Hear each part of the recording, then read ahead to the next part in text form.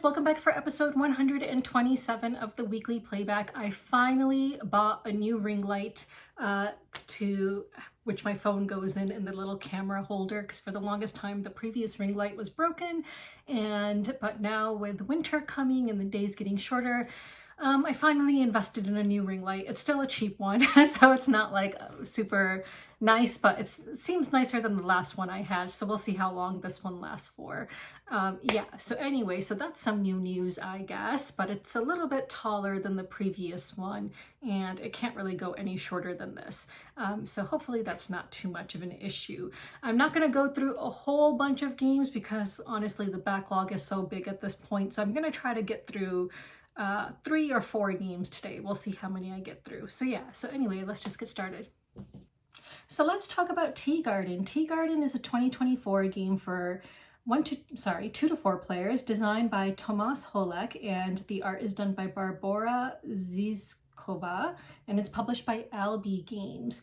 This is a copy that I purchased on my own, so it is not a review copy. So this is both a deck building and a worker placement game, and it's a farming game. So in this game, you're going to have this main board, and on this main board, there are different tea plantations where you are going to be trying to build out more of your pagodas. Everyone starts with a pagoda in the green section 2, which you can see near this hand. Then there are these different colored sections, and in each colored section, the blue, the orange, the red, and the green, you'll see a rectangle, and there are going to be a certain number of teacups placed in each section, which I'll show you in a minute. Over here you have like a university, and you'll be able to go around this track if you want to gain some bonuses. And over here you have an emperor track, and you'll be able to trade in emperor tokens as well as tea in order to gain an emperor card and add it to your deck. And down here are going to be the emperor cards, which you can earn and by trading in over here on the emperor track. And over here are going to be other cards that you will be adding to your deck by purchasing them. So this is a deck building game. So each person will have a player board that looks like this, and you have these different I'll just call them plots. So you have these different plots on which you're going to be storing your tea that you are going to be harvesting and then fermenting. So each person starts with a certain number of harvested tea that you begin the game with. When you have tea to begin with, it starts with its green side up. It turns to the brown side when you ferment it. And at the end of each round, the tea will adjust according to whether it's fermented or not, and we'll get to that when we get to the end of the round. Over here are the different numbers, and above these numbers, you're going to place your pagodas that you're going to be trying to put out onto the main board. And again, everyone starts with a pagoda in the section 2. Here is just a summary of the kind of actions and stuff. So down here, you will see 1, 2, 3 slots in which you will place your cards when you take your turn. And if you want to take an additional turn, it's going to cost you some tea. So in the round, there's 5 rounds in this game, and you'll be starting with the first player and taking your turn. You're going to play a certain number of cards from your hand. Now you're going to shuffle your starting deck, and everyone will have a starting deck which will have their player color on it. So let me just show you some of the components before we do that. So here is a blue pagoda, for example. Really nice components. They're screen printed on both sides, and there's going to be a certain number of tea farmers, and you're going to start with tea farmers on the board, on the university, and emperor tracks as well. And there's more tea farmers that you'll be able to bring out if you need to, and I'll explain why you might need to. So you start with your starting deck of cards, and each card has a strength value on it. And then each card will have either like a teapot of a certain color, it might have a secondary action like the sailing over here, or acquiring cups, or like going around on the university track. So on your turn, to begin the game with, you're going to draw 4 cards into your hand to start the game with. Of course, you're going to shuffle your deck and then draw 4 cards. Then on your turn, you will decide how many cards you want to play. So the action of the strength of your cards will determine the strength of your action. So there are several main actions in this game. The main actions that you can do using the strength of your cards are to build a tea garden. So when you build a tea garden, you will look at the strength of your pagoda that you want to build, and you can build adjacent to where you are. So again, everyone starts in the section 2, so you might be able to build over here, or you can cross the river and build over here. You don't need to pay extra in order to cross the river. Those spots are considered adjacent. And you're basically going to be trying to build more and more, because where your pagoda is will determine which teacups you can take as a secondary action, and I'll discuss all of that when we get to it.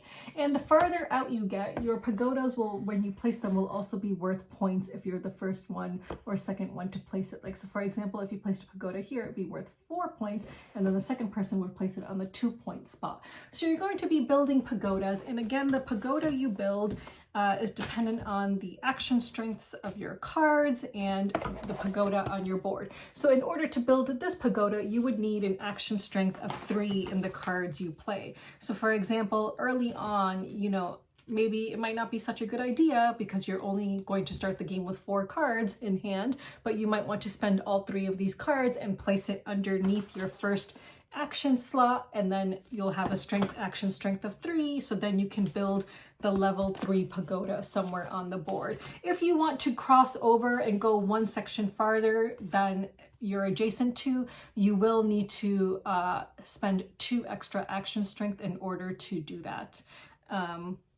I believe you need to spend, yes, you need to spend 2 extra action strength in order to do that. So building a pagoda is one of the main actions you can do. Another action you can do is to buy an action card. So again, on the bottom of the board, there are going to be cards displayed over here. So as you can see, and it goes all the way up to action strength 5. So you will look at the action strength of the board and then be able to take the card underneath. However, a lot of the cards that you want to take have some requirements.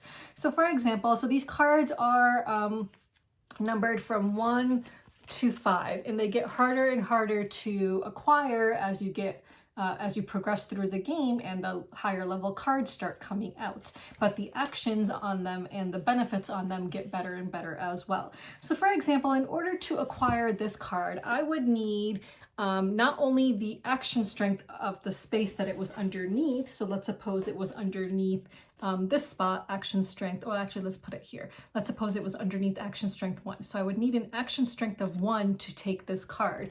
But I would also need a red teacup visible in my area, in my tableau of the cards I've just played. So as you're playing cards, you're also deciding in which way you want to stack up these cards underneath your player board. So for example, if I had stacked the cards up this way, in order to get a level 3 card, but that level 3 card required a red teacup. If these are the only cards I have visible right now, I cannot take that card, obviously. However, if I wanted a card that required an action strength of 3, but also a red teacup, now I have a red teacup visible.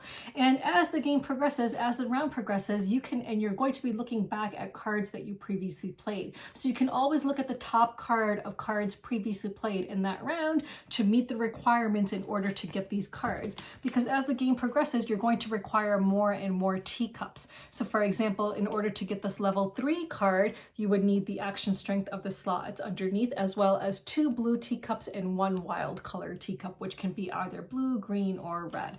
So those are the teacup colors that you'll find visible on cards. And as you acquire more and more cards that will come into your deck, some of them will have more than 1 teacup on them, which will make it easier for you to acquire more cards going forward. When you acquire a card, it immediately goes into your hand, not the discard pile and not the draw pile. So that is very helpful because it'll give you a new card that you can then play. So again, we've gone over the build a tea garden action and buy a card action. Another action you can do is sell tea to caravans. So on the side of the board, there is going to be these caravan cards. And where did I put them? Here they are. So there's going to be some caravan cards, which will give you benefits. Anytime someone takes an action card or a caravan card, you will slide them down and put out a new one. So below the board, they will slide to the left and a new one will come out under the action spot number 5. So yeah. So these caravan cards, you start with the lighter cards in the game. So first the lighter cards will appear and then the darker ones will appear. So they will get harder and harder to achieve as well. So if you have tea on your board, and I'll talk about tea and all of that in a minute, but let's suppose you have tea in your board and you want to turn it in order to get a caravan card. These are beneficial because they will give you points and maybe even emperor tokens, which you can then turn in for emperor cards. So for example, you need to be able to complete one of the requirements on the top of the card and one of the requirements on the bottom of the card. The top of the card tells you how much tea you need and then what benefit you will get. So this requires 1 green leaf, and you can then discard a card from your hand and draw a new card. And then you need to meet one of the ones on the bottom. So for example, if you played a strength of 2 with your cards and you were taking this caravan action, then you would gain 3 points as well as an emperor token. And emperor tokens, again, can be turned in to get emperor cards, which I'll talk about in a minute when we get to the secondary actions. So that is what selling tea to a caravan means. Another main action you can do is fermentation. So for every action strength you have, you can ferment 1 leaf. So if you have an action strength of 2, you can ferment 2 leaves. And you're going to want to ferment leaves because I'll talk about maintenance at the end of the round, but leaves that are not fermented will move back in value, while leaves that are fermented will move up in value. And I'll talk about that when we get to maintenance. But fermenting, so you're going to look at what your action strength is, and then just simply turn over that many leaves to the brown side so that they are fermented. And again, different things will require different colors of leaves. So some things will require green leaves, some will require fermented leaves, and so on. And we'll get to all of that in a minute. And finally, the last main action you can do is an extra leaf harvest. So for every action strength you have, for every pagoda that you have visible in the garden, in these plots, you will be able to take 1 leaf and you will add it to this section that is indicated in that area. So again, there's going to be randomly placed, well, those don't matter really right now. I think, well, I guess they do matter. But there's going to be these tokens here, and actually, do you do that when you ferment, or do you do that when you build a pagoda? I think you do that when you build a pagoda, so that's not necessary right now. I'll talk about that in a minute though. But yeah, when you ferment, the different areas have different numbers on them, and harvest, not ferment, and that will tell you where your tea leaf is going to go. So if you have a pagoda in the 4 section here and you do a harvest action, you will now add a tea leaf to your 4th plot on your board. So that's another reason you want to build pagodas into the higher numbered sections more and more, because by doing so you will get higher value tea leaves, which is going to be necessary in order to get better cards as the game progresses. But going back to the build a pagoda action, which I forgot to mention, there's going to be randomly placed these tokens in each tea garden on the board, and when you build a pagoda, you will also be able to do the action that is indicated on those tokens, which again were shuffled and randomly placed throughout the board. So yeah, so when you build a pagoda, you will also get that bonus action. And there's a variety of different bonus actions. So there's these extra little tokens that you can earn throughout the game in a variety of ways, like when you might build a pagoda or when you might sell tea to a caravan and so on. So here is 1 bonus token, which you can use if you've earned it to add an action strength to your turn. The other type of bonus token is a neutral colored teacup, which you can use. They come in very handy. And then finally, this one, which will let you perform a secondary action for a 2nd time. So those are the 3 different types of bonus tokens that you can earn throughout the game and use on your turn. 1 per, you can only use the secondary action once per turn. So to take a second, to reuse a secondary action, that token can only be used once per turn. So let me go over some secondary actions. So when you take a main action, of course, you're looking at the strength of the cards you played, and that determines, you know, the strength or the action that you're doing and how much or whatever you can do of that, right? But then there's the secondary action. So if on the card you played, you see the symbol that looks like this. So for example, where is it? If this card were on top and I had played this during my turn, that is the river navigation action. So you'll see on the board that there's a river, and you will simply move your ship forward one spot and then you'll gain the benefit listed. So you'll see the dotted lines which separate the different sections of the river, and as you start getting to the end of the river, you'll also start gaining points for end of game. So anything in purple is an end of game point. If it's just in a beige color, that's a point that you would take right away. So navigation on the river, you can earn points if you manage to get really far along, and you'll gain different bonuses throughout the way as you do that. Another secondary action you can do is cup production. So if you played your cards and this was on top, then you can do the secondary action of getting a cup. So you will look at the board and see where you have your pagodas, and then be able to take a cup that is on top of the cup pile in one of those sections. So again, there's blue, green, red, and orange. So let's suppose you had a pagoda built in the orange section. You could take the cup that is on top, or any other section where you have a pagoda built.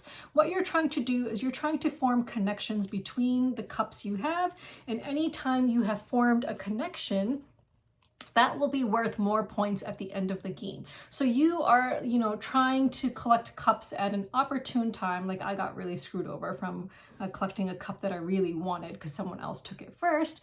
And you'll be able to then also get these bonus actions. So whenever you form this connection, you will be placing this one token on top of that section. So once you've formed a connection, then you can place this token on top of it, and you will be able to remove this token to take the action indicated on one of the cups as a free action. So that is a free action, which is called using a cup bonus. So you can do that as many times as you want during your turn, a free action. Again, the secondary action is acquiring the cup, but a free action is to remove this token and use the action that's printed on the cup. You can have mismatched size together, and that will still give you the token for you to use. However, that's not going to be worth any points at the end of the game, because at the end of the game, the longer the connections you have with matching symbols will give you more and more points.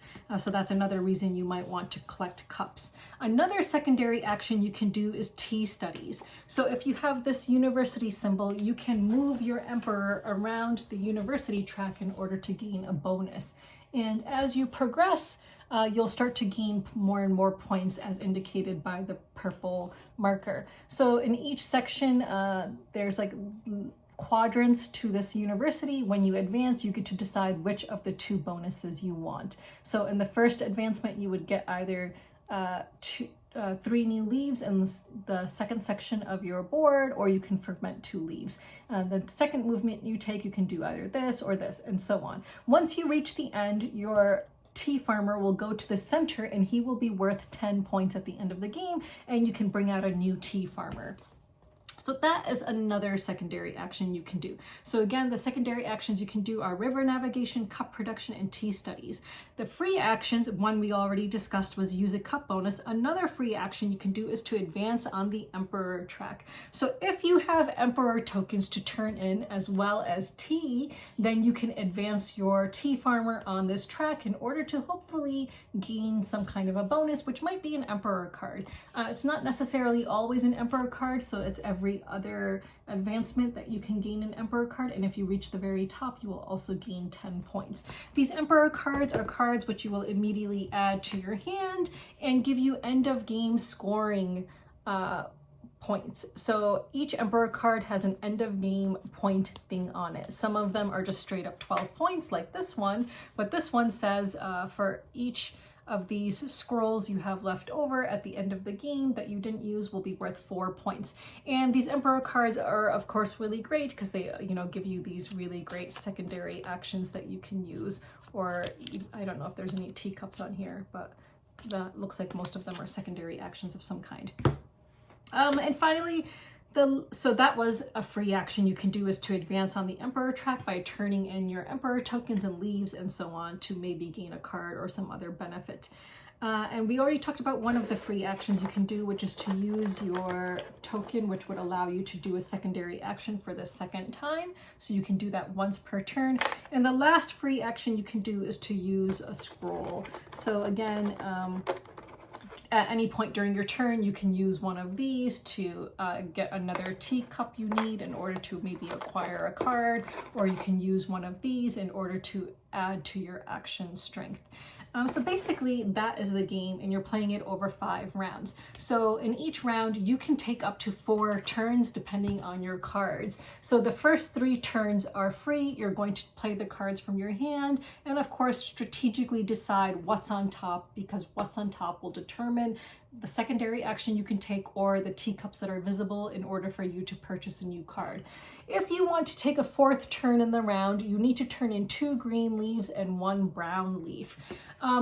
But you know, there's a chance that you might not even get to take 3 turns. You might even just take 2 turns depending on which cards you have, and then pass. If you pass, you just wait until everyone has finished taking their turns for that round. Then you go to maintenance. So during maintenance, let's just talk about what happens in the maintenance phase. Okay, so during maintenance, where is it? Maintenance. Oh yeah, so the first thing you're going to do is move the round marker forward. Of course, you'll pass the starting player token to the next player. Then you're going to remove the leftmost card from the action card display, and you'll shift all the cards left once, and higher level cards will start coming out, of course. You're going to move all the cards you played from underneath your board to your discard pile. Then you're going to do tea ripening. So this is what I talked about earlier. Any green leaves you have on any of these plots are going to move to the left and lose some value, because there are going to be instances where when you're purchasing a card, it'll tell you, oh, you need like 3 level 5 leaves. So by moving your tea leaves to the left, you are losing value in those tea leaves. So any green leaves will move to the left by 1 space. However, if you're already in the 1 space, they stay on the 1 space, they do not fall off of the board. Any brown leaves that were fermented will move to the right and will gain value. So that's one of the reasons you want to ferment leaves. And brown leaves can be used whenever there is a green leaf requirement because they are worth more. But you cannot do the reverse, obviously. So everyone's going to do their tea ripening. Then you have a tea harvest. So players will take 2 fresh tea leaves from each of their tea gardens on the game board, and you're going to place it where it belongs in the specified value of the region. So if you have a pagoda in a region value 4, you're going to take 2 leaves and place it in the 4 section on your player board. So everyone will get to harvest 2 leaves per pagoda they have on the board and place those leaves into the proper sections. Then you will draw 4 new cards into your hand. If you had cards left over from the previous round that you did not use, those remain in your hand. And of course, if your draw pile runs out, you shuffle the discard pile and then begin drawing again, and then you start a new round. At the end of the game, you're going to score victory points that you earned during the game. There's a score tracker around the board, and of course there's going to be opportunities to earn points during the game. Then you'll get points for your action cards. So as you start to acquire higher level action cards, a lot of them are going to have points on them. Like for example, this one. So you're going to add up all the points from your action cards. You're going to get points from your Emperor card. So as we already discussed, Emperor cards give you end of game points. And if it's one of those cards that like lets you get a certain amount of points for something you have, it's always going to tell you what the maximum number of points you can earn. So this one, for example, would give you 4 points for every teapot scroll you have left over, teacup scroll, but you can only do it a maximum of 4 times. So those cards will tell you how many points you can earn maximum from them. Then you will get points for river navigation if you manage to get really far along the river, and then points for tea studies. So we talked about points that you will acquire as your emperor, your farmer moves around the university track. So you'll get points for where you ended up, and if you had a farmer in the center, that would be worth 10 points. Points for the Emperor track. If you reach the topmost row of the Emperor track, you will gain 10 victory points. Then points for cup production. So as we talked about, you're going to try to place cups next to each other so that you have matching symbols, and the more matching symbols you have in your cup production, the more points you will get, with a maximum of 7 for 22 points. If you're really good in cup production, you can actually start 2 separate lines. I cannot imagine someone having 7 separate connections and 2 separate lines of cups though, for 44 points. I would love to know if anyone can achieve that. I don't think that's possible, but who knows. And then you'll get points for unused scrolls and unused emperor tokens, 1 point for each, and then whoever has the most points will win. It says if there is a tie, the player with the most tea leaves on their player board is the winner. So yeah, I really enjoyed this game. I thought it was so much fun. I absolutely loved it. And I think for, you know, I played a 4-player game of this, and I do not think it took too long for a 4-player game. Like from the time we spent going through the rules and playing the entire game, and to clean up, I believe that all of that took 2 hours, I believe, which I think is not bad for first play at all. It's a really easy game to learn. Once you learn how to play it, if you're familiar with deck building games, it's going to be super easy. Like your player aid will really just guide you along the way. Like you'll see, okay, I played these cards, I have to look at my action strength and do one of the main actions, which is either build a pagoda, buy an action card, sell tea to caravans, fermentation, or extra leaf harvest. And if I have things visible, I might be able to do a secondary action, and then there's these free actions available to me. Like super easy game to learn. It's going to start moving along really quickly. And one of the things I like about this game, you know, you can think about your next turn in a round based on the cards you have. Of course, someone might take the thing you want. Someone might build a pagoda where you wanted to build a pagoda. Someone might take the action card you wanted. Someone might take the teacup that's visible that you wanted, because the teacups are face up so that you can see what benefits you'll be gaining and what colors you'll have in order to make those connections. So you can plan ahead, but your planning ahead can be ruined by other players. But I think that that's part of the fun of this game, where you're strategizing and just planning your actions, but also interfering with other people's actions as well. Super fun game. Like I would always be eager to take my next turn, and I love games like that where I'm already super eager for my next turn to come, because I already know what I want to do and I'm like super excited for my next turn. I absolutely loved it. I think it is a really fantastic game, and yet another winner from this new designer who came out with 2 other games this year, which were Galileo Galilei, which I discussed in my last week's video, which I played twice and absolutely loved. And the other game he came out with was Seti, which honestly I have no desire to check out, so I probably won't. But Tea Garden and Galileo Galilei are 2 big winners in my book. Like I can see them both appearing on my top 10 list of 2024. Like both are amazing games, and from what I know, Capstone has acquired the rights to both of these games to publish them in the US.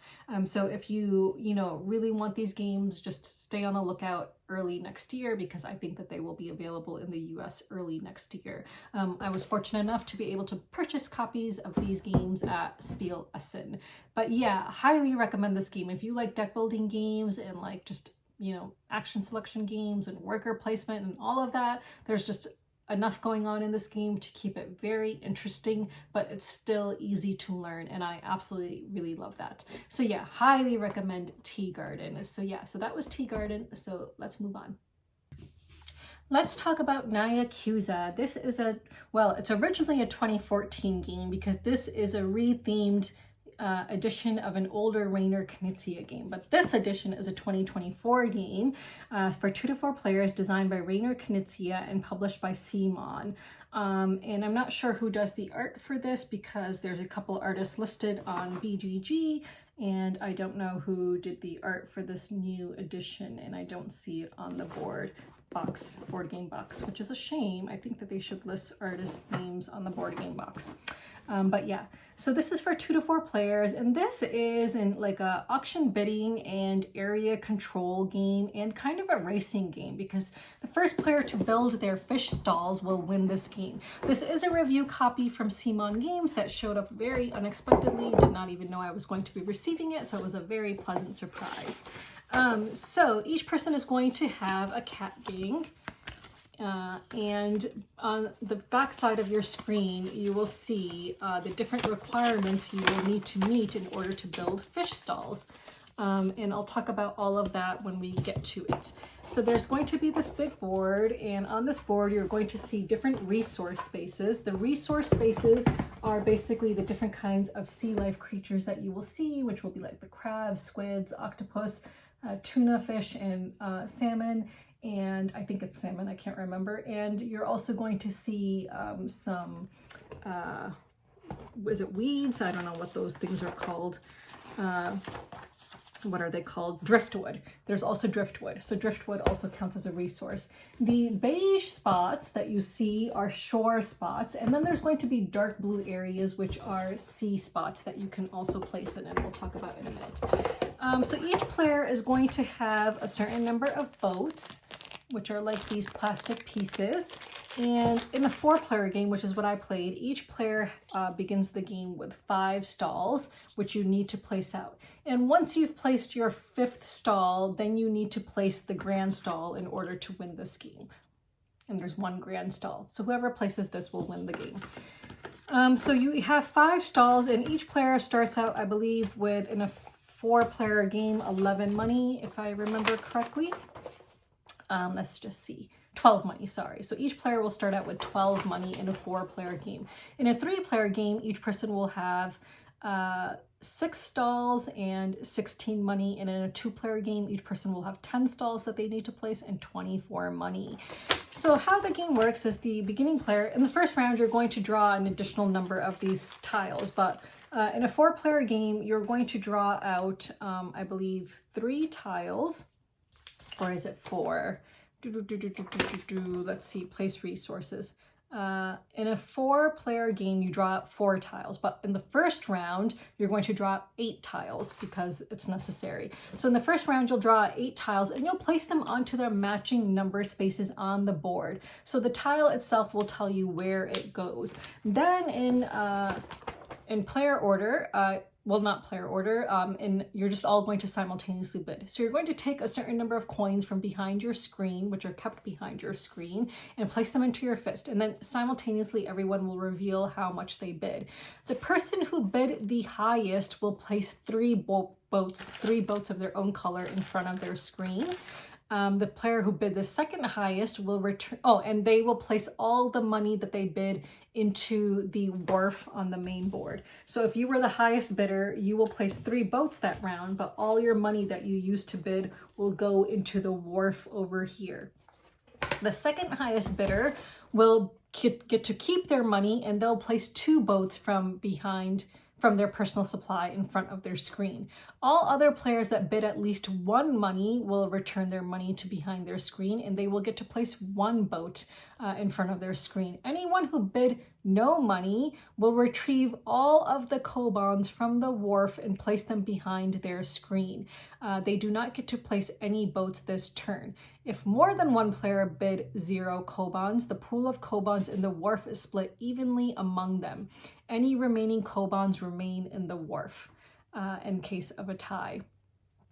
So after you've done that, then you go take turns and place your boats in order of the player with the most boats. And I just want to emphasize that when you determine the order of winning bids, the winner will take all of their money and immediately place them into the wharf. So if there was a person who bid 0 in that same round, they will basically get any money that is in the wharf, which was also added in this current round in which they bid 0.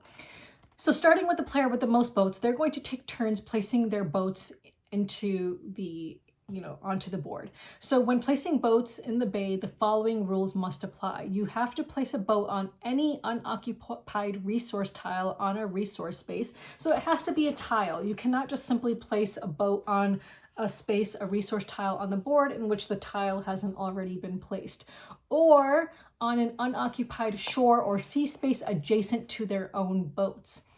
The first person who won will place all 3 of their boats, and then the second highest bidder will place 2 of their boats, and then finally the remaining players will place 1 boat each. If you meet the requirements to build a stall, you must immediately build a stall. So the different requirements to build a stall are, if you have a boat that occupies And this is where your screen comes in handy. So in your grouping of boats, which is connected by all the boats you have that are adjacent to each other, in that group, if you have a boat that's on one driftwood and one shore space, you will immediately place a stall onto that shore space. So the shore space and the driftwood don't necessarily need to be adjacent to each other, but if they're connected by your boats, you will immediately move your boats from that shore space and that driftwood and place your stall onto the shore space. And onto the resource tile that was used to create that stall, you're going to place a koban, a money, from behind your screen onto that space. So that space can no longer be used to build more stalls. If you manage to find yourself having occupied a squid, an octopus, and a shore space, again, they don't need to all necessarily be adjacent to each other, but connected by your boats, then you will remove all of those boats and place the stall onto the shore space, and again, place a money on each of those spaces. If you cannot place a money on a resource tile that was used to build a stall, then you cannot build that stall, and you did an illegal move by placing a boat that would have required you to immediately place a stall. So that is one thing you have to be careful of as you're placing boats, to make sure that you are not required to immediately build a stall as you're placing your boats, because if you cannot place money onto those required resource spaces, then you cannot place your boat there. So you're going to immediately build a stalls as you're placing your boats when the opportunity arises. So again, here are all the different combinations you will see that will require you to build a stall. Then at the end of the round, the player who bid the most kobans will have the starting player marker, which is this. So they're going to draw 4 new tiles from the bag, and you're going to start again. And you're going to continue in this fashion until someone has built all 5 of their stalls plus the grand stall. And the grand stall is, requires basically the same requirements as any other stall, but whoever builds it first will win the game.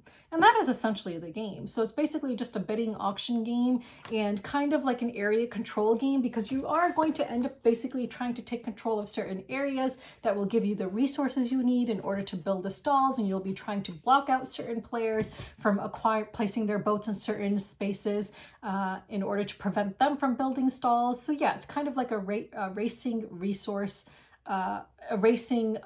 area control game is how I would describe it. So yeah, a racing auction bidding area control game. So yeah, I really enjoyed it. As one of the players who I played with said, it is one of those games where you always want to come in second. The reason you always want to come in second is because if you are the highest bidder, your money will have to go into the wharf, and if someone bid 0 in that round, they're going to get your money. You can bid 0 in the next round, but when you bid 0, you're not going to place any boats in that round, and that can be pretty detrimental. So in this game, it really pays to come in second in terms of bidding, where you will always get to place 2 boats and keep all of your money. So if you can manage to come in second place each time, that can be quite beneficial in this game, I think. One of the people I played with saw that as kind of a drawback, that it's one of those games where you know that you always want to be second in terms of bidding. Of course, that might not always happen because you don't know what other players are going to bid. However, you can sometimes guess. Like if someone bid a whole lot of money in one round in order to place 3 boats, then in the next round, it's likely that they might bid 0 in order to collect all of that money, because again, you need the money in order to actually build the stalls.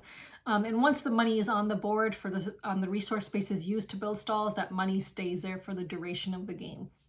So your money supply will be dwindling as the game progresses. So yeah, so I think this is a really fun game, and I would totally play it again. I enjoyed it. I would like to play it again to see if it holds up and if it has good replayability, because if it just, if you really learn that yes, you can always bid a certain amount and that might always get you to be around bidder number 2, then it might end up getting boring. But I think that the unpredictability of which resource tiles are coming out definitely will add to the replayability of this game, because you can't predict which tiles are going to come out. And if you already started trying to monopolize one area, you might need to change strategy and start trying to go into another area. So yeah, so if that sounds like something you're interested in, then you should check out Nyakuza. And again, this was a review copy that was sent to me. So let's move on. Let's talk about Neuroriders. This is a 2024 game for 2 to 4 players designed by Miguel Suarez Oliveras, and the art is done by Gianfranco Giordano, and it's published by Detestable Games and Draco Studios. So this is kind of like a tug-of-war game. It's an abstract strategy tile placement game in which you're going to be forming connections, but there is a bit of tug-of-war going on as well, and there's hidden victory points with hidden objectives that people are trying to meet. So it's an interesting game, and based on what I had heard, it's recommended at either 2 or 4 players, and I've played 2 games of this. I played it once at 2 players and once at 4 players. So let's get into it, and this is a game that I purchased on my own. So you are going to have this main board, and on this main board you are going to have 2 tracker tokens for each color. And I'll talk about what those are, but they're basically going to track your memories that you are forming for each Neurorider, which is the meeples that match these different colors, and it's also going to track crystallization. So you're going to have a color token that matches each of those, and then a black token on each space, which will track crystallization. So you can see the different color tokens and stuff here. So the different colored meeples are the Neuroriders, and then those are all the markers that you will use in order to track memories and crystallization on the main board. These meeples do not belong to any one player. You are controlling all of these Neuroriders on your turn. So each player is going to start the game with 1 secret objective, and I'll show you what an objective might look like. So an objective might look like this, and that will tell you how many points you are going to earn at the end of the game for the respective colors that you have. And each person's card will look a bit different. So each person might be trying to advance a different color to a certain extent and trying to, advance other colors to a lesser extent and so on based on the cards that they have on their own objective card. And then each person will also start the game with 3 special ability cards, and everyone will have the same 3 special abilities that they can use once per game if they want to. And I'll show those in a little bit when we start talking about how to play. So there's going to be a starting tile that looks like this, and you'll see that it has a door. Now, the starting tile has a wild door in each section, so you can form a connection with basically any other colored door, and it will be considered a door of one color. So for example, if you connected a white door here, then this door will be considered white. However, in the future, if you connect a white door here to a white door here, then that door is considered white. If you connect a white door to a pink door, you can still move through that door, but it's not going to produce any memories, which I'll talk about in a minute. So you start the game with this visible and with all 4 Neuroriders on this. So starting with the first player, and the first player marker is going to pass from player to player as the game progresses. And there's always going to be 4 tiles face up for you to select from, and each player is randomly dealt 1 tile to start the game with. So you're going to have 1 tile in your hand, and then on your turn, you're going to select 1 of the 4 face up tiles, and then decide which of the 2 tiles, the one you have in your hand and the one you just selected, you want to place down. So you are placing tiles down in such a way that you are trying to manipulate the Neuroriders and create the memories you want to create, get the colored marker advanced on these color tracks, but you're also paying attention to what will crystallize at the end of that round, which I'll talk about in a little bit. So let's suppose I formed this connection with the starting tile.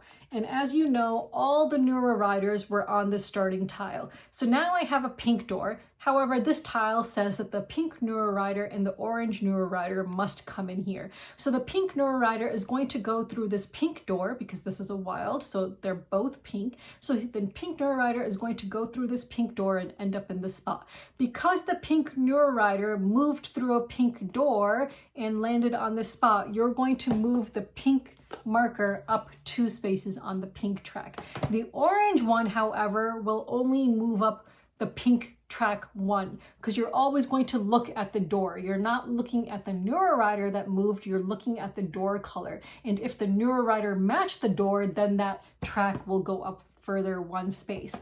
So again, let's just go based on regular tiles here so you can see another example. Let's suppose I had the orange Neurorider in this room and someone just placed this tile. Now the orange Neurorider is going to go through this white door and end up in this room. So the white track, memory track, will go up by 1 space because the Neurorider moved into this room. So again, you're looking at the door color, not the Neurorider color. However, if the doors were mismatched, then obviously you create no memories, but the Neurorider, if able to, will still move. So a Neurorider can move up to 2 spaces away. If a movement would require more than 2 spaces, it cannot move. So yeah. So that is where you might want to use one of your special ability cards. So each person starts the game with these special ability cards.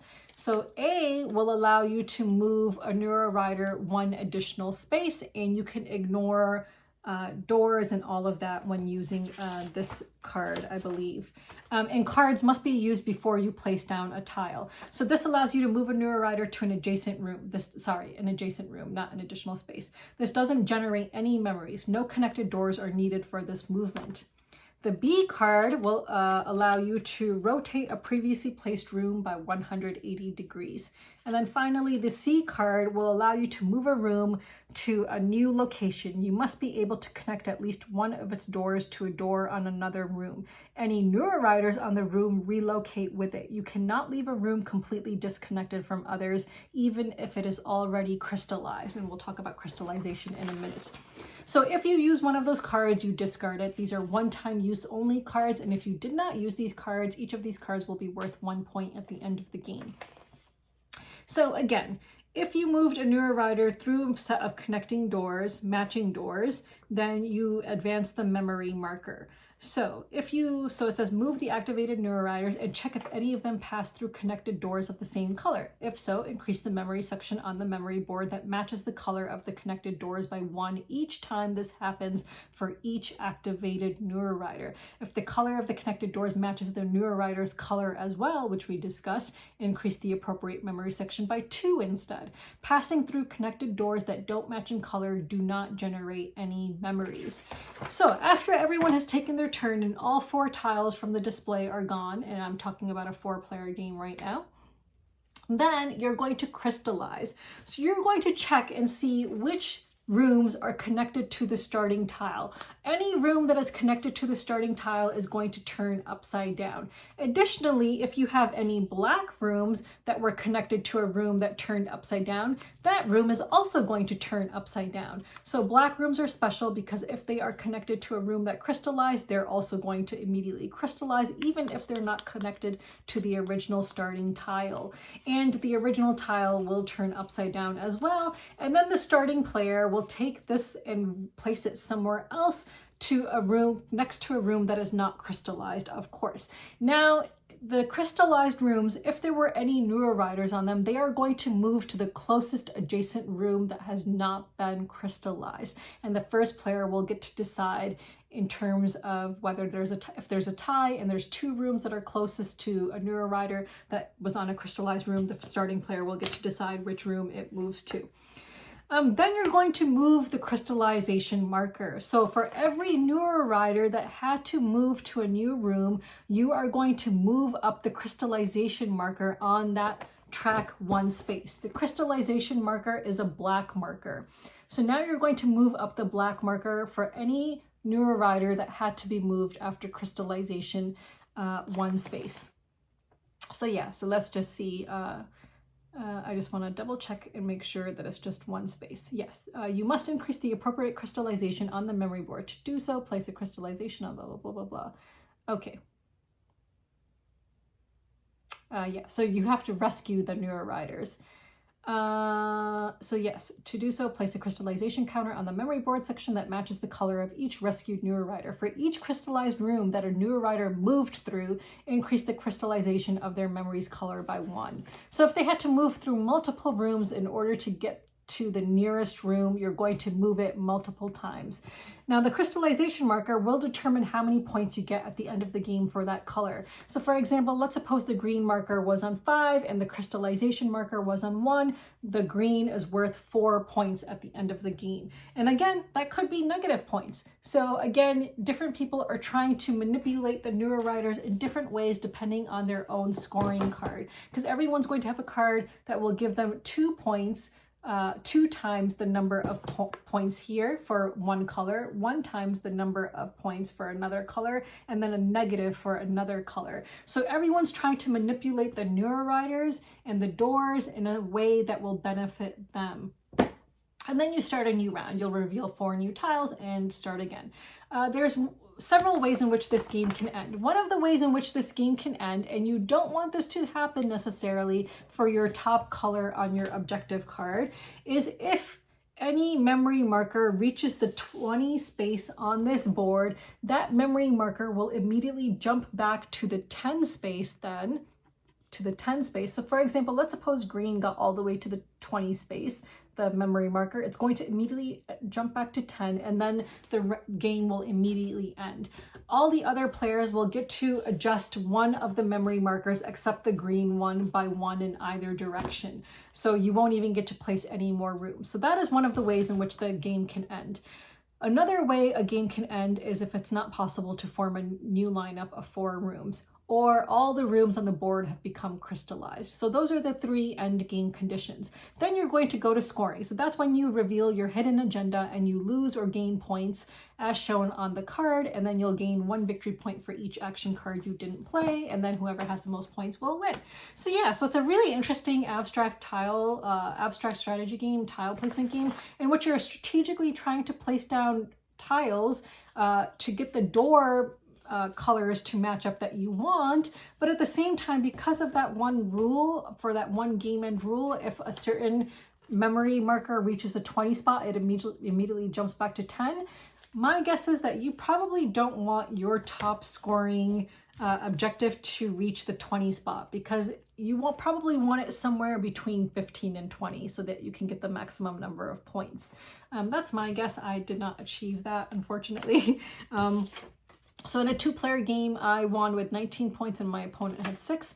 In the 4-player game, I came in last. So I had 28 points. So clearly I did not do a very good job in the 4-player game that we played. But yeah, it's just a really interesting game in which I like games where you where all the players are manipulating the same meeples and you don't know why and who has what. Like, I really enjoy games like that where you're kind of trying to guess. However, in this game, guessing what someone has is not necessarily a benefit. Like, you can't really waste time trying to screw over other people in this game. I feel like in this game, you really have to stay focused on your own objective and just try to manipulate the Neuroriders and the crystallization in the way you want it to happen. I think focusing on other players and what they might have would probably be a failed strategy in this game. But again, what do I know? Because I lost the 4-player game of this. So, you know, if that sounds like something you're interested in, then you should check it out. It's an interesting little game. I think it's quite interesting with an interesting theme as well. So yeah, so again, this was not a review copy. This was a copy that I purchased on my own. So that was Neuroriders. So let's move on. Okay, so I think I'll actually end it at 3 games because I still have a lot to get through, and as usual, time is running out, and as usual, I did a bad job of managing my time today. So so let's just move on into games that I'm backing. So I'm currently backing this one game just to get one game. Actually, I might cancel it because now looking at it, it seems pretty expensive. But there's this one publisher and they are coming out with a trio of board games and you can back all 3 of them or one of them, whatever. DNA, Habittopia, and Synthesis board games. So I'm backing Habittopia just because I really like the artwork, and I have their other small little 10-box game, which was Pacifica, which was based on like the ocean animals with the really pretty artwork, like the watercolor artwork of the animals. And the watercolor artwork in this is just so pretty again, which is kind of like suckered me into backing it, but maybe I should cancel because I only played Pacifica like I think once or twice. But I don't know, this one has land animals in it and they're just really, really cool animals. So I don't know. So for now I'm backing it. So that ends in 5 days, and he's raised quite a bit of money. He's got over 1,000 backers. And of course, the other thing I'm backing is Sweetlands at the pledge manager level to hopefully get a production copy of that game for covering it. So let's just go into new arrivals. So one of the games that I talked about most recently in some videos already arrived because he had already produced them, which is Tomten, which is that Swedish Christmas game that I was hoping would fund, and I've already received it. So it's for 2 to 4 players, and I'll just show you the cards and some of the components. So it's got that really nice new board game smell. So here are like some of the cards with some of the cool like vintagey looking Christmas artwork, which I really like. So yeah, so this is like a dice placement kind of game, and you're trying to like fulfill these different kinds of contracts, which might give you some special abilities and stuff. Let me just show you some of the artwork on the back of the cards. So these are like different clan cards, so each person will have like a different clan, and then all the different project cards have the same back.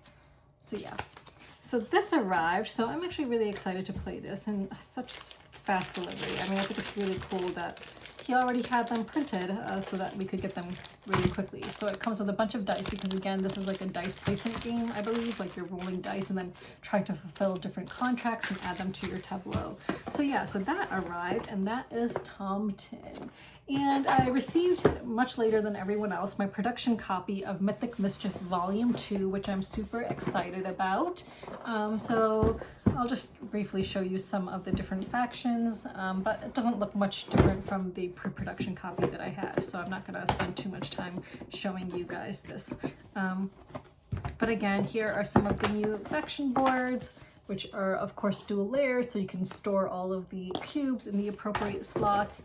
And then here is the board, and yeah, and then just the different kinds of miniatures for the different factions and their player specific components. And I've only ever played this as 2-player, but I believe that there are like 4-player modes that you can play as well. So this one doesn't have bookcases because this takes place in a hedge maze. But I think you can, you know, obviously mix and match all the factions and play them in either hedges or libraries if you want. So you don't necessarily have to play only these in the hedge maze and only the ones from the previous games in the library. Like, you can definitely mix and match.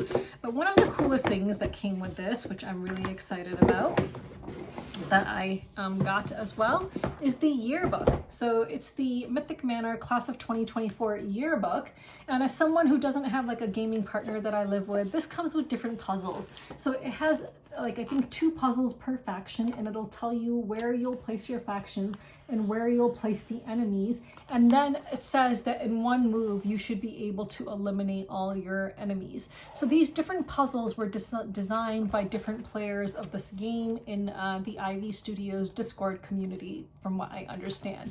And it contains 2 puzzles per faction, which is so cool. So, and it has like a little yearbook with all their little portraits and stuff of the different faction characters. So this is really cool. So I'm really excited to try out some of those puzzles. So those are some new arrivals recently. So yeah, so let's move on. So in the last video, I did not talk about FlagCon, but we sold more tickets this year than last year, which was really great. We were in the new downtown Ithaca Convention Center, which was really great. We had a lot of space, you know, lots of improvements from the previous year. Everyone basically was like, yeah, this is so much better than last year. Like, the location was much nicer, the space was bigger, more tables and everything. So overall, I think it was a great success, and we've already started meeting to discuss for next year. So we already had a planning meeting yesterday, because I'm shooting this video on a Sunday, but we already had a planning meeting yesterday to look at all the survey feedback we received, all the feedback that the planning committee had, and yeah, we've already started planning for next year, and just, you know, deciding what the vision is for FlagCon going forward. So yeah, but we definitely want to stay in the Ithaca Convention Center, and we're just trying to, at this point, decide how much we want to grow and how quickly we want to grow, if at all. I mean, we definitely have room to grow. So the goal is to hopefully occupy all of the Ithaca Convention Center someday in the future, which would be around 1,000 people. I personally don't want it to grow bigger than that. Like, you know, I don't want it to grow into like an Origins or a PAX, which is like would be way far into the future anyway, but like, we already have these giant regional conventions. So in my mind, I don't see a purpose of trying to grow it that much. Like I want a smaller regional convention, like, you know, within a smaller region that can attract people from neighboring cities and counties and so on. So we do want it to grow, but I don't think we want it to grow so much that it becomes unmanageable. And, you know, we have a lot of planning to do and thinking to do about that. And, you know, we're just a small group and we have to start really divvying up tasks more evenly so that it's not all on the main organizer, who is Brian, because he did a lot of the work and he did an amazing job, but it's just too much for one person to handle. So yeah, but I thought it was a huge success. You know, I did not, I basically played games with the same group of friends that I typically always play games with, but I probably should have, you know, played games with more people. My group didn't really utilize the flag system. I of course had some volunteer shifts since I was on the organizing committee. There was events going on. There was like a Catan tournament. There was a Wingspan tournament. There was an Azul tournament. There was Play to Win. There was what do you call it? A cosplay a competition and parade. So just a lot of stuff going on and different events. Like people had all kinds of different events that they had organized going on and people turned up. And yeah, it was just a really, really fun event. And I think everyone who went really enjoyed it. So just a huge, huge success, I think. So speaking of conventions, I'm going to be at PAX Unplugged the first weekend of December. So the next few weeks are going to be really crazy. So I have a friend arriving from overseas, from Europe, who I'm co-designing a game with, and he is arriving on Wednesday night. Then Thursday is my birthday as well as Thanksgiving. And so, you know, we're going to be busy with Thanksgiving and my birthday and Black Friday and, you know, but also designing the game. And then the following week, I have work Monday, Tuesday, and Wednesday, and then I've taken off Thursday and Friday. So I'm going to be working full time also while, you know, trying to take care of my friend and also plan, you know, design this game with him that we're co-designing. Then we're going to go to PAX Unplugged. So since he's from Europe, he's never been to PAX Unplugged, so we're going to drive to Philadelphia together and he'll get to experience his first PAX Unplugged, and then I'll be there the first weekend of December. So for that reason, because I'm going to be so busy over the next couple of weeks, I don't envision there being another video until after I come back from PAX Unplugged. So I don't envision there being a video until Monday, December 16th, just because I will not have time to shoot a video the weekend of PAX Unplugged. So we're going to have a couple of weeks before you will see me again, and I hope you can forgive me for that. But I'm excited that, you know, my designer friend is coming to town so that we can work on our game together in person and hopefully make real progress on it. Yeah, so that's really exciting. So cats, I think I said to you guys that I would post pictures after I cleaned all the shelters and stuff, but yeah, that I don't know if I talked about it, but it took like a whole day, not a whole day, more like, I don't know why I said a whole day. It took like maybe 3 or 4 hours to clean out all the shelters and the different colonies. And by clean out, what I mean is because some of the shelters that people had built many years ago that they had left there, like these kind of styrofoam shelters and stuff, a lot of that had to be thrown away. So I had help. I wasn't doing this all by myself, but there were some like really old shelters that were just disgusting inside that needed to be discarded. I had built a lot of shelters in the last year or so in these new colonies, and those were all thankfully in good condition because they're made out of like that wood composite material and they're, you know, pretty sturdy and everything. So we cleaned out all the shelters, replaced the old straw with new straw for shelters that were still usable, and the ones that were placed from years ago from people, discarded those, you know, just cleaned up the area, removed garbage, and just got the area ready for winter. So I think the cats are pretty set. And just the other day I created a new shelter for one of the colonies that I take care of, and I put that in the new location at colony number 1. So I just wanted to make sure that all the cats have a space to go to if they want to go somewhere warm and cozy. Hopefully, I don't know how warm in the winter time, but you know, somewhere that will keep them dry and safe from the elements. One thing I learned while cleaning out the cat shelters from the people who were helping me and from a rescue organization, because they go around helping all of the cat feeders to clean up the colonies before winter comes. She told me that you should always have shelters and feeding stations facing south, because that is going to protect them as much as possible from wind and rain and the elements.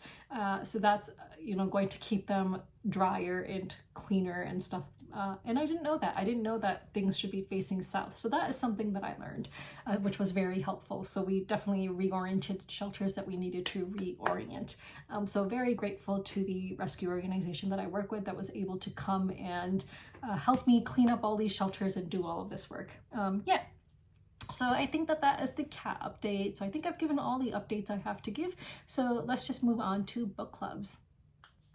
So for fiction book club, it looks like it's just me and Sandra, but that's totally cool. I'm fine with that. So we decided that we would read The Bird King, a novel by G. Wilson from like Home Improvement. No, G. Willow Wilson. So this is The Bird King by G. Willow Wilson, and this is the book we're going to read. It actually looks like the author is Muslim, and the story actually has like Muslim characters in it, so I'm really excited to read it. It has characters named Fatima and Hassan. So yeah, so just super excited to read this. So I think since we're not going to have a video for a long time, I think we should read the first 3 chapters, which will bring us up to page 52. So for next time, purchase this book or borrow it from your library and read the first 3 chapters, and we will talk about those chapters in the next video on December 16th. So that is for the fiction book club. So let's move on. So for the nonfiction book club, as you all know, we are reading 10 Myths About Israel by Elan Papp, who is a Jewish anti-Zionist Israeli scholar. And I know that I said I was behind and that I would try reading chapters, well, the one that I was behind on, chapter 4, and then 5, 6, and 7. So I read chapters 4 and 5 and 6. So I did not read chapter 7. But maybe that's fine because chapter 7 is actually in the next section of the book, in part 2 of the book, which is the fallacies of the present. So the 3 chapters I read for today are, still in the fallacies of the past, I guess, I don't know if that's what the section is actually called, but yeah. So the first chapter that I will be talking about today is Zionism is Not Colonialism. So this chapter talks about how these Zionists and the state of Israel are obviously trying to convince the world that Zionism is not colonialism. And this is a myth. So he talks about the differences between settler colonialism and classical colonialism. So just to explain the differences to you, so settler colonialism differs from classical colonialism in 3 respects.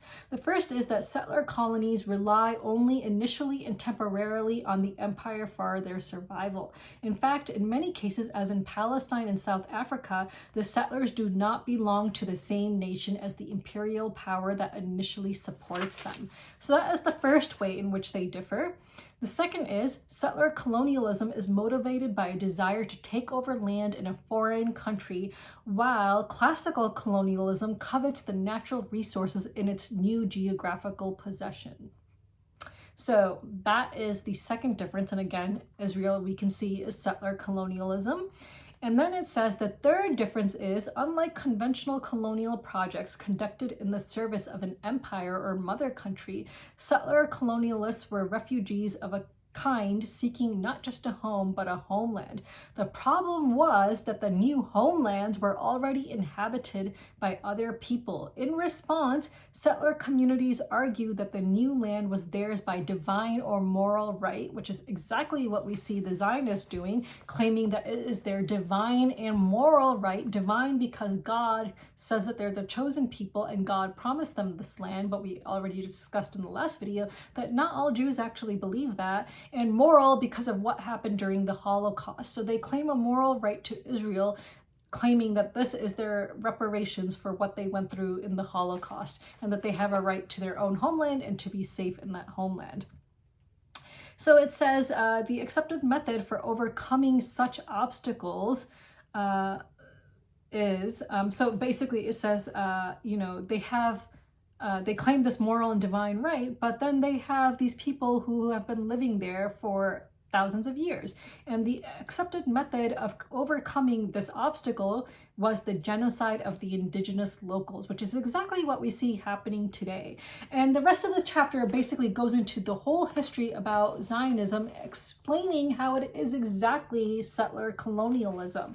So anytime you hear a Zionist say to you, no, Zionism is anti-colonialism, it's us returning to our land, like, tell them to read this book and tell them to read this chapter, because it goes through all of the history showing us fact by fact by fact how it is in fact settler colonialism and not anti-colonialism like Zionists will claim.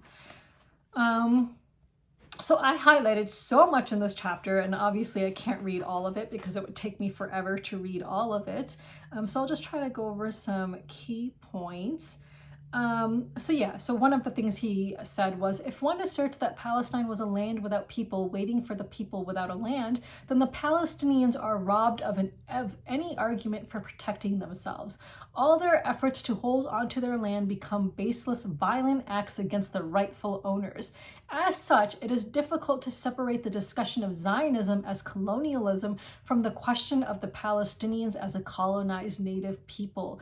These two are linked together in the same analysis, 100%. Like, everything we're seeing today with the claims that Zionists are making today, he basically refutes everything in this chapter, and it is amazing. I really feel everyone should read this.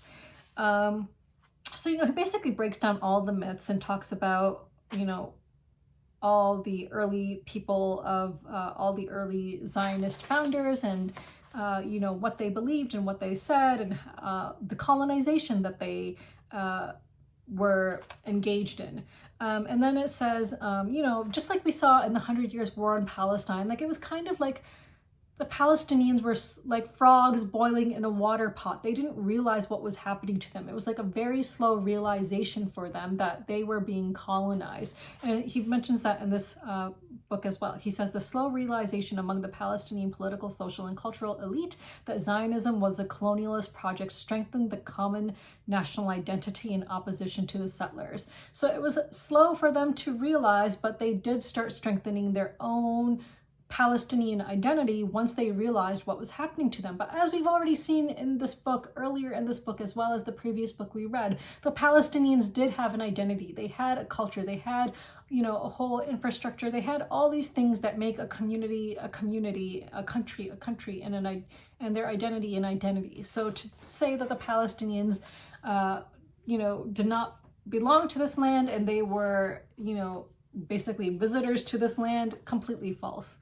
So what else? Again, there's a lot that I highlighted, and I know I cannot cover it all because I would be here forever then.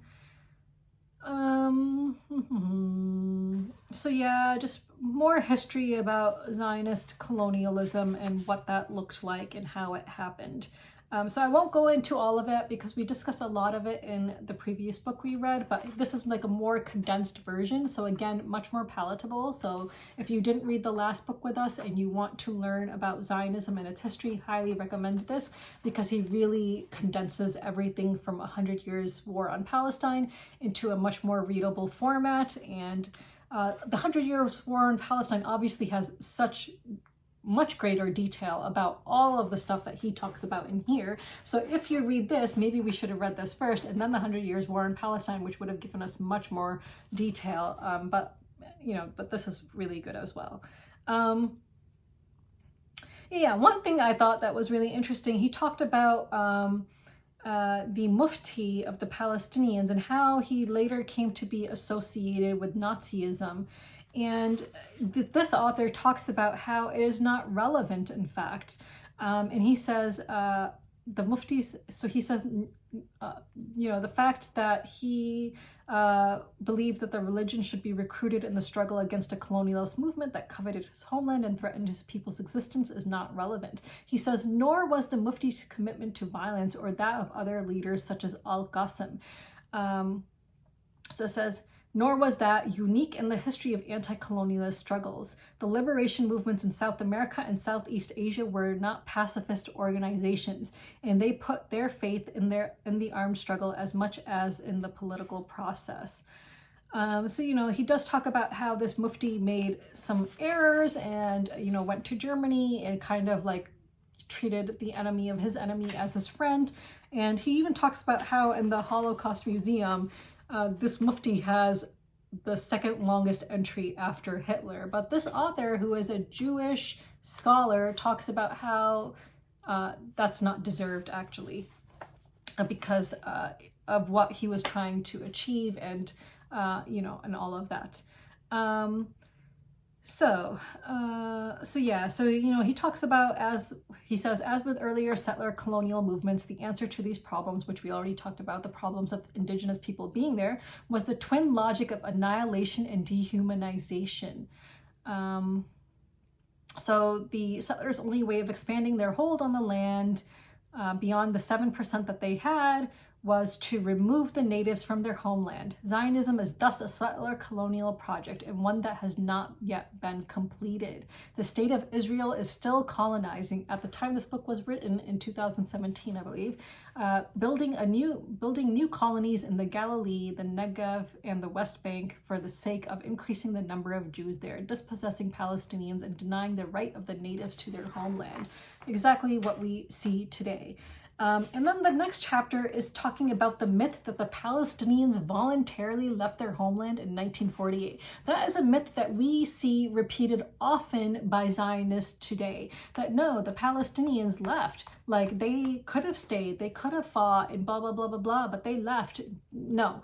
So this chapter goes into great detail about how ethnic cleansing is both the voluntary, which in this case he actually shows it was not voluntary, leaving of Palestinians, and the involuntary expulsion of Palestinians. But this chapter goes into great detail about how it was actually not voluntarily that they left.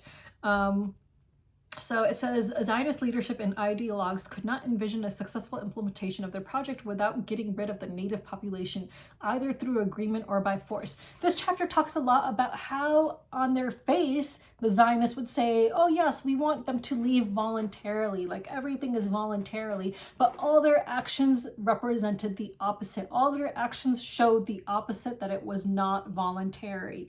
And he goes into great detail about, the Zionists of this time who were basically enforcing this expulsion of the Palestinians, which we now know today is called the Nakba.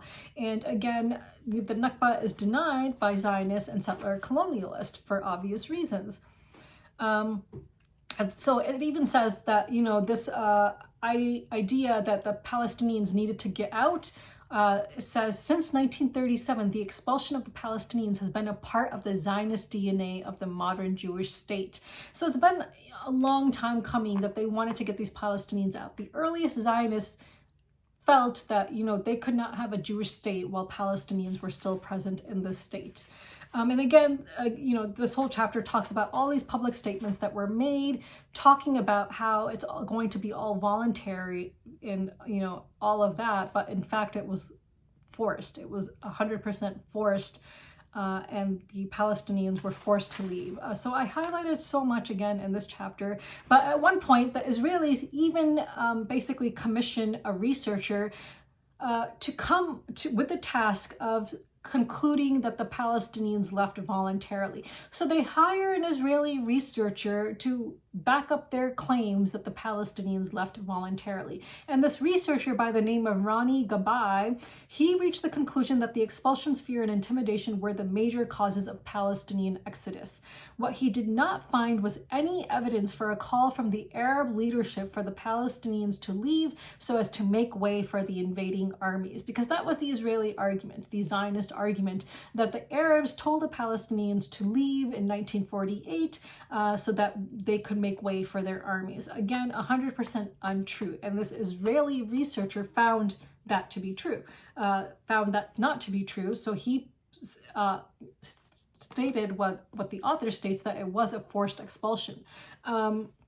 And it says, a letter from Gabai to the foreign ministries summarizing his research and citing the Arab call to leave as the main cause for the exodus. So they later found a letter from the same researcher who said it was forced, saying that, oh no, it was the Arabs who called them. But then later in an interview, it says, it's this person by the name of Hazkani interviewed Gabai, who even today is adamant that he did not write this letter and that it did not reflect the research he had undertaken. So here you see this letter from, supposedly this letter from this researcher who had said and, claimed and showed proof that the Palestinians were removed by force, that they did not leave voluntarily. But then somehow this mysterious letter appears that says, oh no, they did leave voluntarily because the Arabs called them. Like, no. And then he even later says that no, he never wrote such a letter. I mean, that just shows you the lengths that the Zionist government will go to propagate its agenda, and just all this propaganda, like show that the world that they are something that they are not. Like the lengths that they go to is insane. And on the previous page it talks about John F. Kennedy and his assassination, and how Kennedy was the only one who let's see, he was also the last US president to refuse to provide Israel with vast military aid. And so some have speculated that his assassination was a result of his refusal to basically bow down to Israel like every other president. And since then, every other president has bowed down to Israel. And I'm going to talk a little bit about current events later, and how we can see that today later in this video. So again, this chapter talks a lot about, history, and gives you historical proof, like lots of historical proof with declassified documents showing that the Palestinians were forced to leave. They did not leave voluntarily in any capacity whatsoever. So it says, as the declassified documents reveal, the Zionist leadership accepted the new map and the terms offered by the UN because they knew about the rejection of the plan by the other side. They also knew that the final division of territory would be determined by action on the ground rather than negotiations in the committee room. So this was talking about the terms that the UN had offered, which the Palestinians at this point rejected because they knew that they were completely being colonized and expelled, and the Israelis already knew that. They had intelligence, and so that would give them like an the appearance of being on people who negotiate, entities who negotiate and want to work with the Palestinians when everything shows otherwise.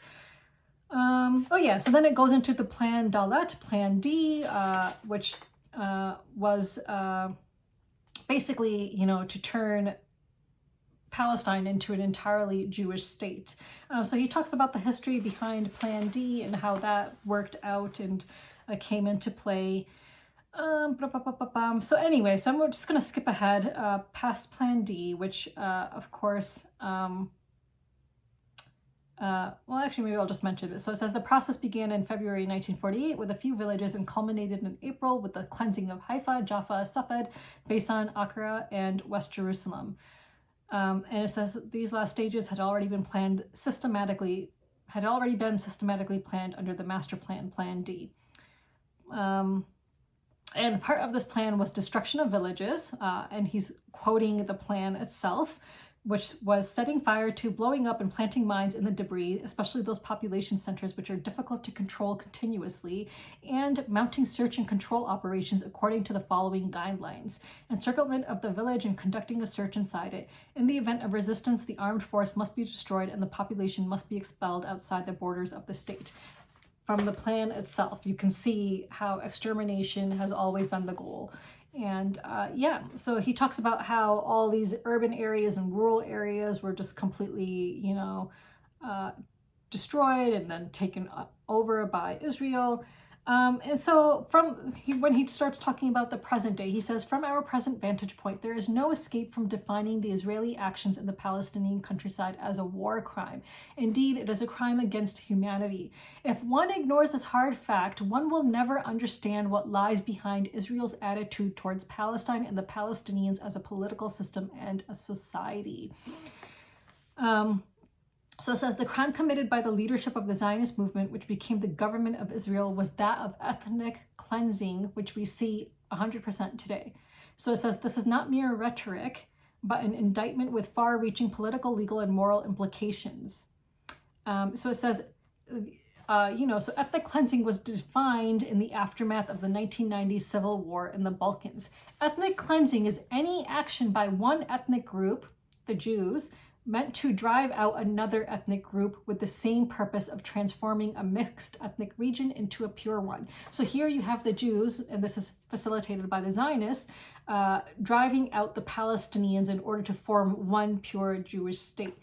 Such an action amounts to ethnic cleansing, regardless of the means employed to obtain it, from persuasion and threats to expulsions and mass killings. So that is the definition of ethnic cleansing, and we have been seeing this.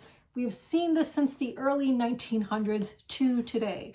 And it says the victims of ethnic cleansing include both people who have left their homes out of fear and those expelled forcefully as part of an ongoing operation, which is exactly what we see today. So yeah, going back to 1948, it says in a matter of 7 months, 531 villages were destroyed and 11 urban neighborhoods emptied. And this mass expulsion was accompanied by massacres, rape, and the imprisonment of males over the age of 10 in labor camps for periods over a year. And we are seeing this today. We've been seeing this forever. Like, how many times have I mentioned that children are imprisoned? They're tortured, they're raped, not just adults, but children too. And everyone just wants to turn a blind eye to it. So again, just a very good chapter explaining all the history and how, in fact, the Palestinians were forcefully removed from Palestine, and it was not by their own accords. Okay, so the next chapter is the June 1967 war was a war of no choice. That is the myth, that this was a war of no choice. And here again, he goes into great detail in the history explaining why, in fact, it was a war of choice and how this war was to complete the goal. And this is an interesting part, to complete the goal of having occupied the whole of historical Palestine from the River Jordan to the Mediterranean Sea. And what do we see today? We see Zionists repeatedly saying that all of Palestine from the river to the sea should be theirs, it should be Jewish, it should be Israel. Yet when a Palestinian says free Palestine from the river to the sea, they are not calling for the extermination of Jews. They are saying that this part of Palestine, all of Palestine, should once again be free, where people can coexist peacefully together and where everyone can be a citizen. Yet, because for them it means extermination, when a Palestinian says it, basically it goes back to every accusation being a confession. When they accuse Palestinians of ethnic cleansing, of genocidal intent, because they say from the river to the sea, they are the ones who have already shown us how they are actually committing a genocide and ethnic cleansing, and how that has been their intent since the early 1900s. So Zionists repeatedly say from this river to the sea, and is seen as perfectly fine because, they believe that it's all greater Israel and that they have a right to it, which is why they're currently bombing Lebanon. Like, the reason they're currently bombing Lebanon is because they believe they have a right to it and it's a part of greater Israel. Like, they are not even hiding this fact anymore. They are openly telling us in their, news statements that Lebanon belongs to them, that Lebanon is part of greater Israel. And they're bombing Beirut currently as we speak. So this whole chapter goes back all the way to the 1930s and 1940s, explaining how what they felt was one of their greatest mistakes was not taking over the West Bank and Gaza back during the 1948 war. Because that's part of the greater Israel, which would include the West Bank. So the opportunity to take the West Bank came along in 1967, which this chapter will show you, and how it was not a war of no choice. And this chapter shows you that it was in fact very much a war of choice that Israel deliberately started in order to gain control and occupy the West Bank and Gaza Strip. So that's what this chapter was about. So I'm not going to go into too much detail about it, but it talks a lot about Jordan and the role that Jordan played in all of this. And one of the most interesting things I want to mention here about Jordan is So Israel basically bombs Jordan's Air Force, right? Where is that line? And then they basically tell Jordan to step down. Yeah. So it says Israel sent a conciliatory message to Hussein urging him to stay out of the war, even though it had destroyed the Jordanian Air Force. So here you have Israel destroying an air force of a country, but then telling them step down, don't get involved, don't start a war. This is like the mentality of Israel, and it has remained to this day where Israel can do no wrong. Israel can do whatever the fuck it wants, and it's always considered self-defense. But if any other country ever retaliates, that's considered provocation. That's considered, you know, a war and an attack on Israel. Like, they've been playing these games since the very beginning. Israel has been playing this stupid game since the very beginning. Yeah, and then, you know, the chapter talks about how, you know, they took over the West Bank and Gaza Strip, and it says there was no intention of leaving the West Bank and the Gaza Strip immediately after their occupation. In fact, there was no desire to leave them at all. And it says this should stand as further proof of Israeli responsibility for the final determination of the May 1966 crisis into a full-blown war. And then you have UN Security Council Resolution 242 passed, which of course, you know, Israel ignores. Blah, blah, blah. Let's see. Yeah, so a few decisions were made. So the first decision was made that Israel could not exist without the West Bank. The second decision was that the inhabitants of the West Bank and Gaza Strip would not be incorporated into the state of Israel as citizens. The definition of that area and who in it was entitled to Israeli citizenship changed whenever the space grew in size. So denying citizenship on the one hand and allowing independence on the other condemned the inhabitants of the West Bank and the Gaza Strip to a life without basic civil and human rights, which is exactly what we've been seeing since then. 100%. Everyone who says Gaza is an open air prison, and then, you know, people would show Gaza what it looked like before the genocide, and yeah, you would see some pretty buildings, you would see some nice restaurants and some oceanside places. That is not what people mean when they say it's an open air prison. What people mean when they say it's an open air prison is that they literally have no rights. Everything that they do is controlled by Israel. They're not citizens. Their right to, you know, anything is controlled by Israel, like water, healthcare, jobs, you know, all of this stuff is controlled by Israel. Yeah, and it says,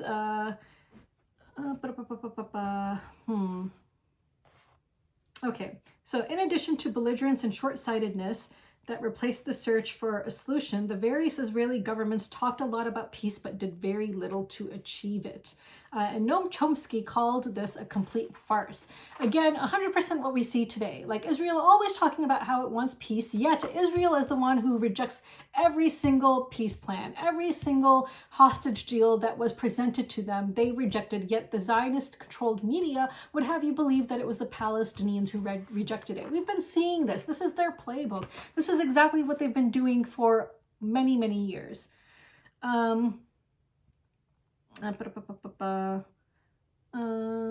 Yeah. So the most crucial action on the ground was the construction of Jewish settlements in the West Bank and the Gaza Strip, along with the commitment to their expansion. Oh yeah, so, you know, it talks about with the occupation how the Palestinians are basically inmates. And in many respects still are. And this, again, was written in 2017. They are in a huge prison in which they have no civil and human rights and no impact on their future. And Israel tried to claim that this was temporary, but of course it wasn't temporary. It was permanent. And they claim that it's only temporary until there's a proper Palestinian partner for peace.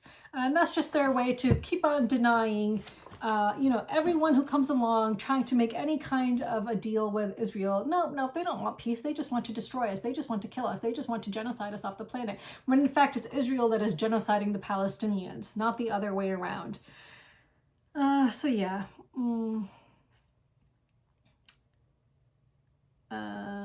Yeah, so, you know, he basically ends it talking about how the reality of it today is still that it's a prison, and, you know, The demographic fear that haunted Ben-Gurion, a greater Israel with no Jewish majority, was cynically resolved by incarcerating the population of the occupied territories in a non-citizenship prison.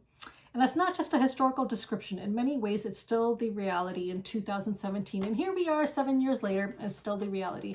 Of course, now the reality is that they are being completely killed, not just ethnically cleansed, but killed. They are being exterminated. So that was the chapters 4, 5, and 6. So for next time, I think just read all of part 2, which is the fallacies of the present, as well as the conclusion. I think we can do that.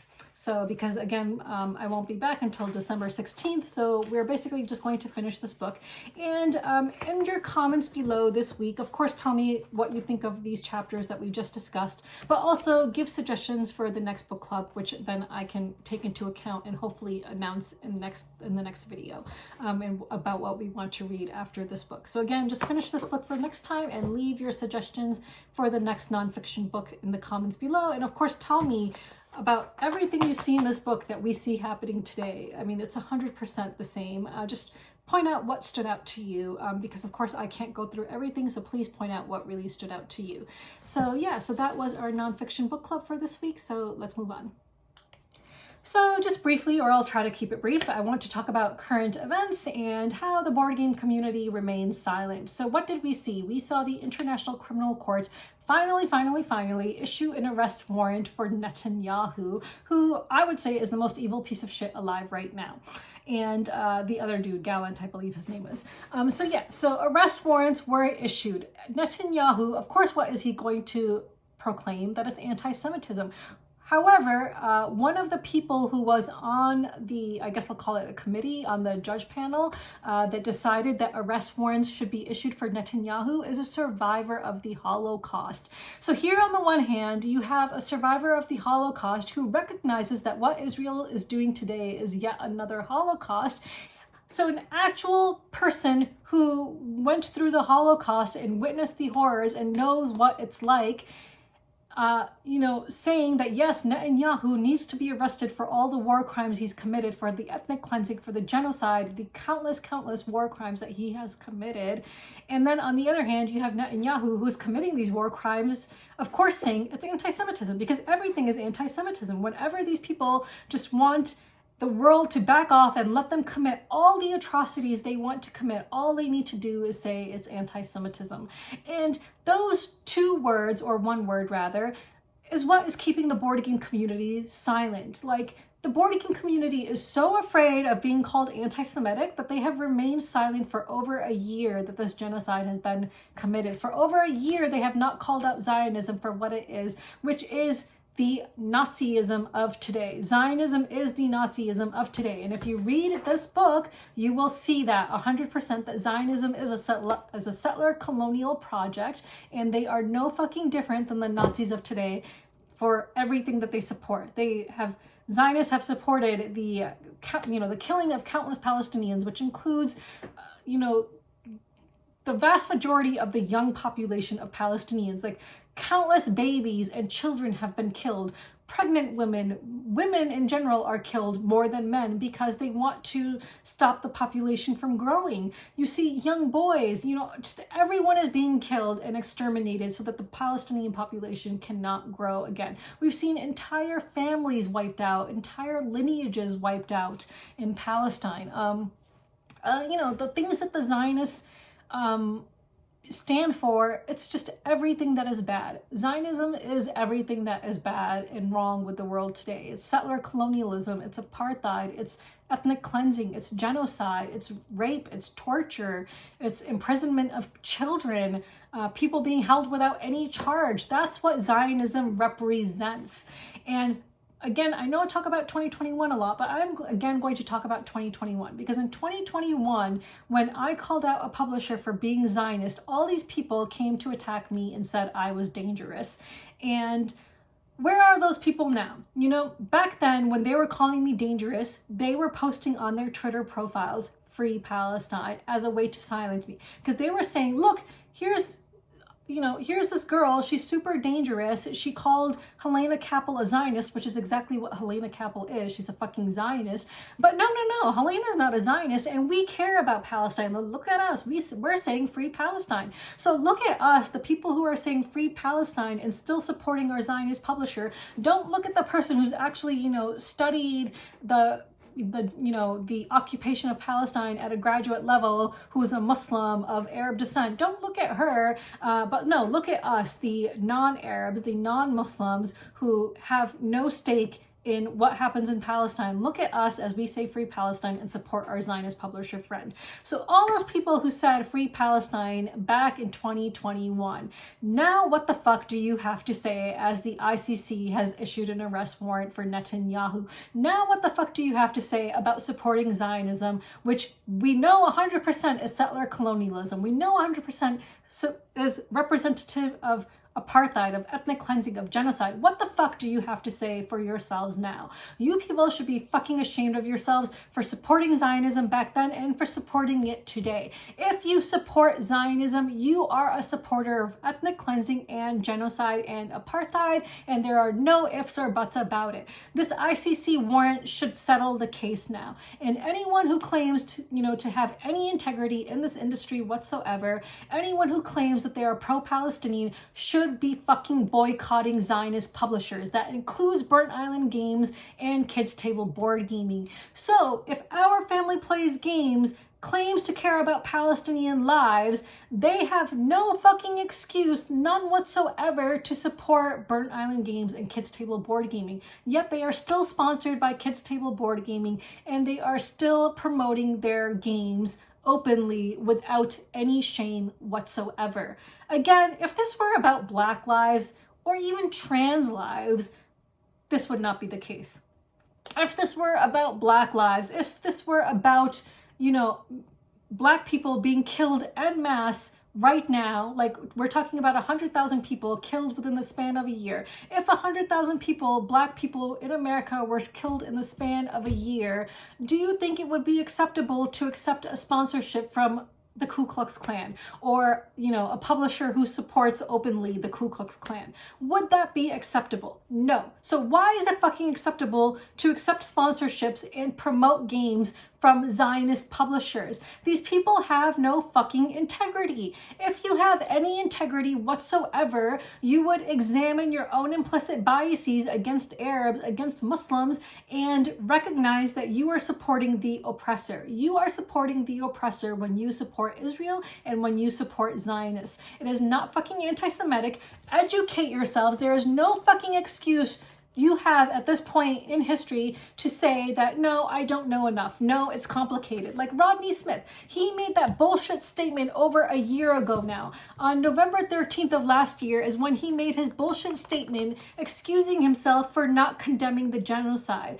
Over a year since he made his bullshit statement. Has he said anything in that past year? No. And I would love to know what these sellout Arabs in this industry think of Rodney now. That sellout Arab who praised Rodney's bullshit statement, which I discussed with other Muslims in the industry who were just as angry as I was, by the way. So, there are going to be sellouts. There are sellouts in every group of people. There are people who will openly sell out their own ideals and their morals and their convictions just in order to fit in order to get, be a part of the group that they so long to be a part of. Like, there are Arabs who are sellouts. There are Arabs who are kissing the asses of Zionists because they want the Zionist white man to accept them. We see this time and time again. But the vast majority of Arabs, the vast majority of Muslims do have integrity and will not sell out, and they will stick by their ideals and their convictions. However, I would love to know what someone like the Game Minimalist, who back in last November praised Rodney for his bullshit statement, which essentially said nothing. It essentially said,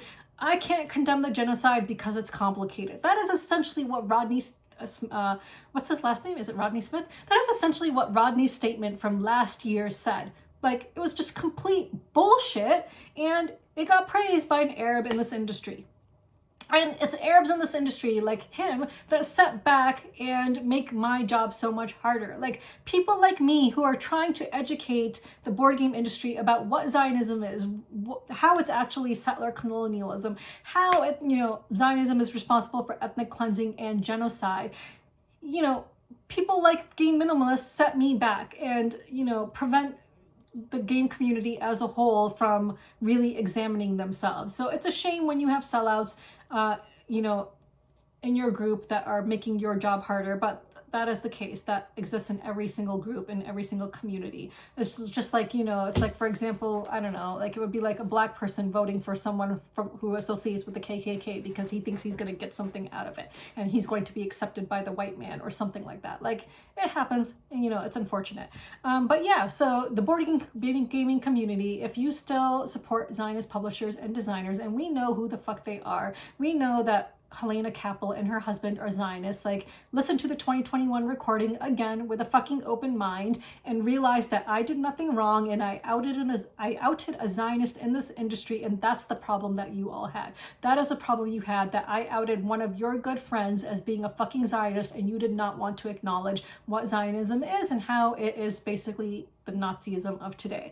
But if you have any fucking integrity whatsoever, you will acknowledge that you were wrong back in 2021 and you are wrong today for continuing to support your Zionist publishers and friends and designer friends. Like, it's complete bullshit. It is complete hypocrisy, and there are no ifs or buts about it. So for all of you people who watch my videos and still praise people like Eric Lang and Rodney Smith and Suzanne Sheldon and all these other people who claim to be champions of diversity in this industry, but are still fucking silent even after the ICC has issued an arrest warrant for Netanyahu, I ask you to examine your own selves and why you are so intent on being buddy-buddy with people who have no fucking integrity, who do not stand for the things that they claim to stand for. Suzanne Sheldon, who on her Twitter profile had anti-genocide, yet has never once publicly condemned the genocide of the Palestinians, and will happily, I'm sure, play games from Zionists. Like, where is the fucking integrity? These people have no fucking integrity, and they are hypocrites and sellouts and Zionist shills. And yeah, and in fact, they do owe me an apology. And I think it's pretty clear that I am owed an apology for what happened in 2021 and how these people have shown the world that they were wrong. And yes, and they are just nothing but Zionist shills. And if they have any integrity and actually care about human rights, they will stop supporting Zionism, and they will stop supporting Israel, and they will stop standing by people who support, you know, Zionism in Israel. So all the board gamers in this industry who still have I stand with Israel in their Facebook pictures after we've seen more than a year of genocide, more than 100,000 Palestinians killed, babies beheaded, babies with their insides spilling out, women who've lost their babies that they were carrying, just, you know, countless children who've had their limbs blown off, just the most unimaginable atrocities that have been committed. If you still have I stand with Israel in your profile picture and you're friends with someone you're friends with someone who has that in their profile picture, it is no fucking different than being friends with someone who has a Ku Klux Klan member in their profile picture and you're like, yeah, but we're just friends. Like, you know, no, like, no fucking different. It is no fucking different. So have some fucking integrity and do what needs to be done, because you're just showing the world what you are otherwise. So that is my rant. Yes, the ICC has issued an arrest warrant, and for all those who continue to stand by Israel and support Israel and Zionism, you are showing that you support ethnic cleansing, you are showing that you support apartheid, and you are showing that you support genocide. And you are just showing the whole board game community what you really stand for. So that is all I have to say for this week. So let's move on. So we got some really great answers to last week's question of the week, so thank you so much. And one of them inspired another question for me, which I want to ask this week. When is it okay for players to go back to a previous turn and change something in the current turn that they realize they forgot to do, maybe collect something that they forgot to collect, or realize that they could have done something else and do that something else? So I think it's okay as long as it doesn't, I know my friends are going to be laughing who play games with me on a regular basis, because it's officially called doing a Sarah now, where you're on one turn and you change something from your previous turn. Because yeah, I actually tend to do this a lot. I have a really shitty short-term memory and I forget a lot of things. I forget to collect things, or I realize I could have done something better. So I pull a Sarah, I do a Sarah quite a bit. So it's actually called doing a Sarah now in our game group.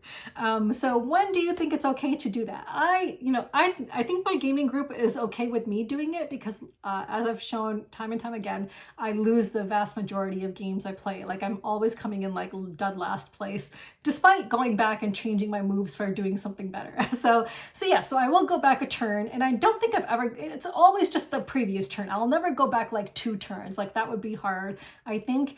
Unless I'm 100% sure that I forgot to collect something and I did something 2 turns ago and I was just supposed to collect something. It's just a matter of collecting resources or something that's not going to change anything. Then perhaps I have gone back like maybe even 2 turns to do that. But in general, I'm usually just going back a turn, not more than that, in order to change something. And it doesn't affect anyone else. Like typically, from what I remember, it has not affected other players. So how do you feel about that? How do you feel about players going back a turn on their current turn to fix something or change something?